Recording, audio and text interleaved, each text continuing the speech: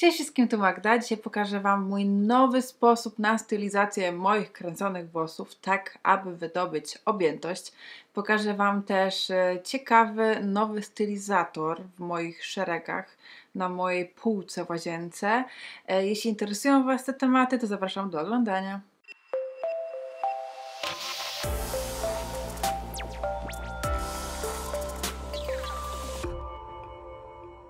Może zacznę od tego, że jeśli mnie oglądacie, jeśli widzicie każdy mój film, to mogliście zauważyć, że w ostatnim, dłuższym czasie przeginałam ze stylizatorami. Po prostu przesadzałam z ilością i pod jednym filmem dostałam takie otrzeźwiające komentarze i jeden dokładnie też tak wbił mi się w pamięć. Ta osoba wie, o kim mówię, bo już na Instagramie też pisałam o tym.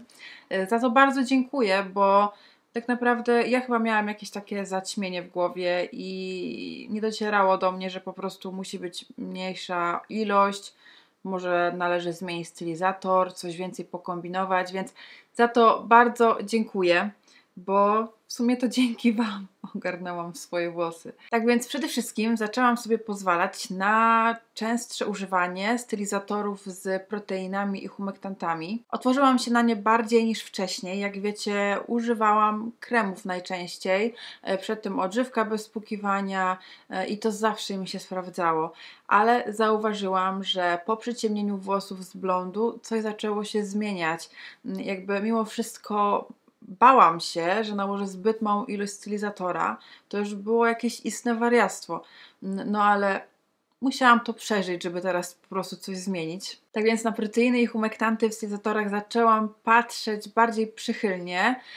Nie mówię, że emolienty są złe. Przy emolientach, przy produktach, gdzie górują emolienty, czyli odżywki bez spłukiwania, kremy, bardzo trzeba zwracać uwagę na ilość. To jest bardzo ważne. Nie wykluczam ich absolutnie, ale tutaj jednak jak chcemy tą objętość, a nie definicję, to możemy podzielić stylizację na dwie podstylizacje, czyli stylizację, w której będziemy chcieli objętość i stylizację, w której będziemy chcieli definicję. No i ja aż za bardzo kładłam nacisk na tą definicję.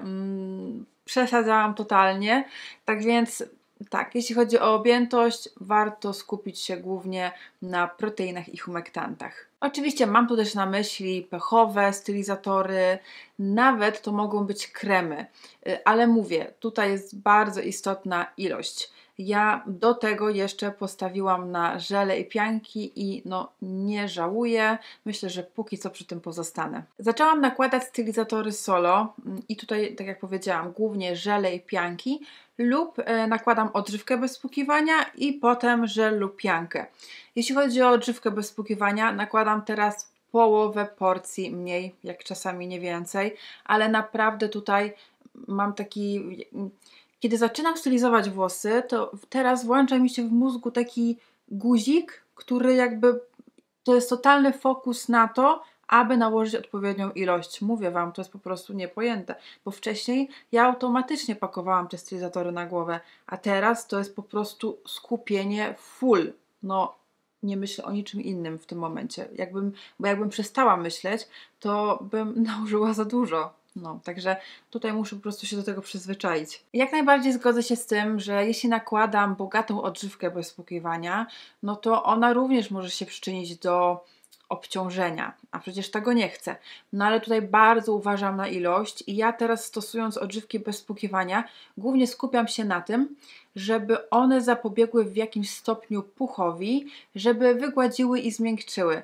Jeśli chodzi o ten puch, to tutaj, no wiecie, skoro żele i pianki są humektantowo-proteinowe albo pH-owe, no to ten puch faktycznie może być szybciej. Oczywiście ten puch i tak się pojawi przy ogromnej wilgoci, ale te odżywki bez spłukiwania jednak w jakimś stopniu zapobiegają. Ostatnio na Instastory powiedziałam Wam o żelu, którego próbkę wypróbowałam i w następstwie kupiłam pełnowymiarowe opakowanie. Jest to Chemon Hairmania, czyli to jest z tej serii Chemon Hairmania High Density Curl. Tutaj mam Chemon Hairmania Rain Gel. Tak, słuchajcie, to jest bardzo mała buteleczka, to jest 150 ml i to mnie chyba najbardziej zdziwiło, gdy otworzyłam paczkę, bo ten żel kosztuje od 45 zł wzwyż, więc no to jest takie malutkie, szok. No ale spodobały mi się efekty po tej próbce, którą użyłam, więc no nie żałowałam zakupu. I no naprawdę teraz też nie żałuję, bo jestem bardzo zadowolona z efektów, jaki daje mi ten żel. Rozpisałam jego skład i mamy tutaj do czynienia z humektantowo-emolientowym żelem. Mamy emulgator, mamy też humektanty, mamy pochodną polimera PVP, mamy antystatyk, jest sporo konserwantów i to nawet bardzo sporo.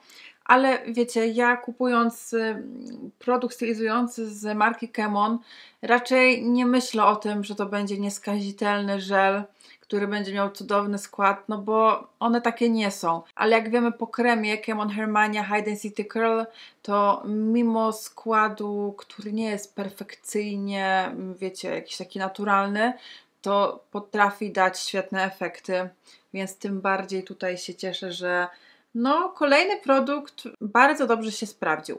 Jest on płynny, ma rzadką konsystencję, daje taki lekki efekt. Nie wydaje mi się, że on ma aż taką moc, że mógłby jakoś tak, wiecie, nadmiernie obciążyć. Ale tutaj też do końca nie mogę zapewnić, że tak mogłoby nie być. Musiałabym to wypróbować, wiadomo. Po prostu tak mi się wydaje, też patrząc na skład, bo nie jest jakiś on tak aż mocno emolientowy. No i przede wszystkim nadaje pięknej objętości. Bardzo mi się podoba efekt. Pamiętajcie, że tutaj on nie daje idealnie zdefiniowanego skrętu. Może jakbym dała więcej, ale mogę gdybać. Mówię po prostu o nim teraz tylko w taki sposób, kiedy nakładam go w takiej ilości, jaką Wam zaraz pokażę. Ale jestem bardzo z niego zadowolona, jeśli chodzi o nadanie objętości. No i też jak nałożyłam go pierwszy raz, tą próbkę, którą Wam pokazałam na Instastory, to potem wyszłam na spacer długi i było bardzo wilgotno i wróciłam. Miałam taki push-up, no ale co tu się dziwić? No niestety tutaj, no takie produkty rządzą się swoimi prawami. Zresztą podczas wilgoci, powiedzcie mi, nawet taki krem do stylizacji sprawi, że te włosy choć trochę się nie spuszczą. No zawsze ten puch trochę będzie i trzeba troszkę go normalizować, bo można oszaleć. Mówię Wam tutaj ciągle o proteinach i humektantach. Ten żel ma humektanty i emolienty, brak w nim protein. Ale mi też się na przykład bardzo dobrze sprawdza Bounce Curl Light Cream Gel, pianka Nivea Plumping Mousse, ale ona też jest humektantowa. Może po prostu wypiszę Wam na dole w opisie żele, które na dzień dzisiejszy polecam, które fajnie mi się sprawdziły podczas nakładania w takiej małej ilości, albo może po prostu w normalnej ilości, więc to wszystko Wam napiszę na dole.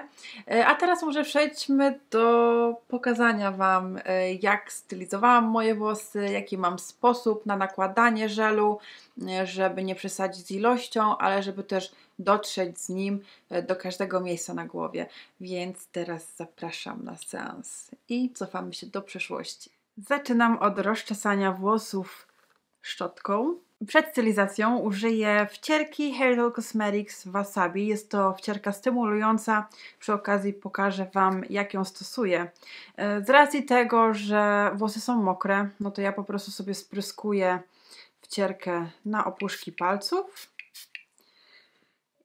Rozmasowuję i w taki sposób wmasowuję wcierkę. Próbowałam aplikować wcierkę od razu z atomizera, ale niestety to nie zdaje egzaminu przez to, że włosy są mokre, więc ja wymyśliłam coś takiego. Dzisiaj nie użyję odżywki bez spłukiwania, od razu zaaplikuję żel Rain Gel. Wymyśliłam sobie ten sposób, kiedy okazało się, że przeginam z ilością stylizatora i póki co to wszystko mi się sprawdza, więc już Wam pokazuję. Mianowicie aplikuję sobie taką optymalną ilość żelu.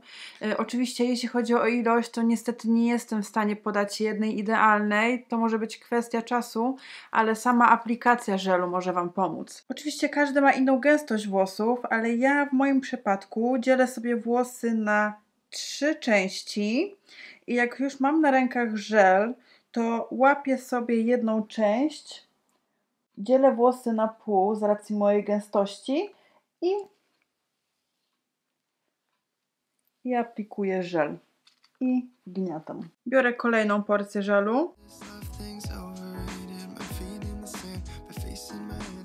Dzielę każdą część na 2 pasma, dlatego że jeśli robiłam to w taki sposób, praying hands, no to okazywało się, że te włosy w środku, gdy je wysuszyłam, były spuszczone, w ogóle nie było na nich stylizatora.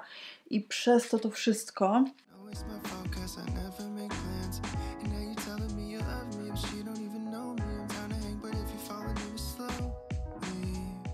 i na koniec jeszcze odrobinkę nakładam na dłoń i skupiam się na partiach przy karku i tutaj przy skórze głowy. Tak delikatnie tutaj sobie wcieram.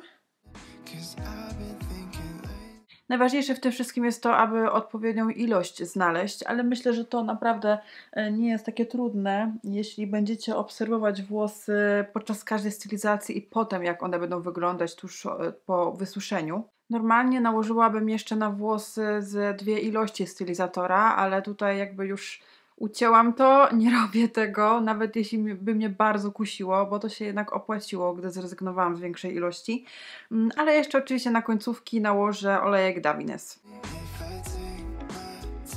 Zaczynam suszyć i zwróćcie uwagę na pozy, które będę robiła podczas suszenia, bo to też jest bardzo istotne i to dużo daje do ostatecznej objętości.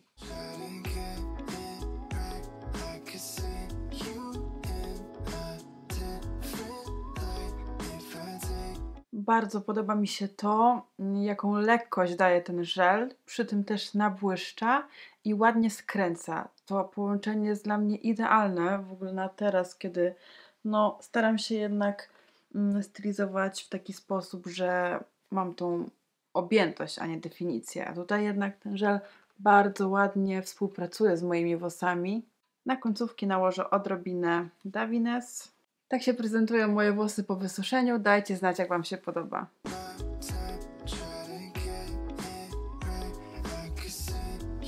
Mówiłam Wam o zmianach pozycji podczas suszenia, dlatego że te włosy, jeśli przyzwyczają się na jedną stronę, to potem one mogą być takie, wiecie, nieco krzywe. Wiadomo, że wygniecenie może dać dużo suchymi dłońmi albo olejkiem, ale właśnie jakoś tak ostatnio zwróciłam na to uwagę, że to bardzo dopomaga, że te włosy od nasady są jeszcze bardziej odbite od skóry głowy, więc to jest super, to mi się też bardzo dobrze sprawdza. No i słuchajcie, w ogóle teraz ogarnia mnie takie ciekawe uczucie, bo jak wiecie, już wiele lat dbam o włosy, a wydaje mi się, że trochę się zagubiłam właśnie w tej stylizacji ostatnim czasem, a teraz naprawdę czuję się taka wolna.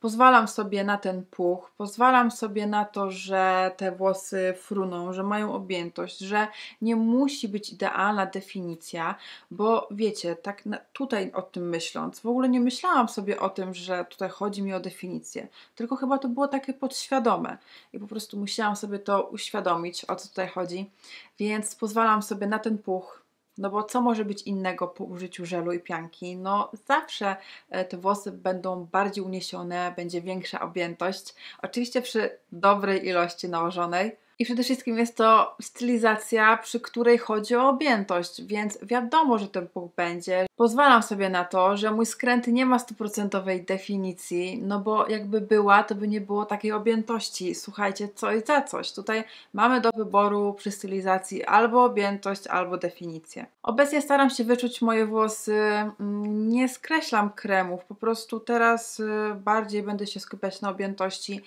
Nie wykluczam, że sobie za jakiś czas, może za kilka myć użyję jakieś kremy i po prostu w mniejszej ilości. Wiecie, ja po prostu myśląc o tej objętości zeszłam całkiem w drugą stronę, czyli nie próbowałam z kremami wydobywać objętości, tylko ułatwiłam sobie zadanie i sięgnęłam po żele i pianki. I to naprawdę przyniosło mi ogromną ulgę. Dobra, słuchajcie, to by było na tyle. Mam nadzieję, że ten odcinek okazał się przydatny. Zapraszam Was na mojego Instagrama, na mojego bloga, na moją grupę na Facebooku Gwardia Curly Madeleine i to by było na tyle. Trzymajcie się, pa pa!